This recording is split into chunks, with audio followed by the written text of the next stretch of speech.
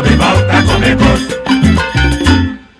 Mami, me volta come cost. Ik ga nu beginnen met koken. Voordat ik begin wil ik zeggen, volgende week zondag 29 april ga ik niet koken, want ik moet spelen met La Banda Loca. Nou, vandaag ga ik bomboshi pampunas toba koken. Bomboshi betekent sensatie. Ik ga een mooi stukje maken, klein, fijn. Die ga ik maken met een beetje suiker en een beetje kaneel. Laat ik koken. Samen met mijn zoete aardappel, batata douche. Hè?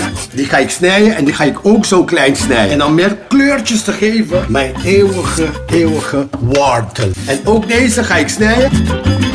Ik gebruik geen zout, want ik heb hier varkensstaartjes. Die zijn gezouten varkensstaartje en gezouten varkensvlees. Dus ik heb geen zout nodig. En waarom is het bomboshi pampoena, sensatie pampoena? Want ik gebruik rundevlees. Rundevlees ga ik eerst koken met mijn speciale kruiden. Je kan hier allemaal zien. En dan laat ik het zullen met mijn pampoen. Ik kook altijd met basmati rijst, want dat is lekker.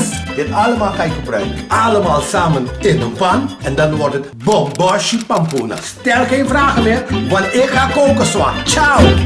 Mami, me volta come cost. Mami, me volta.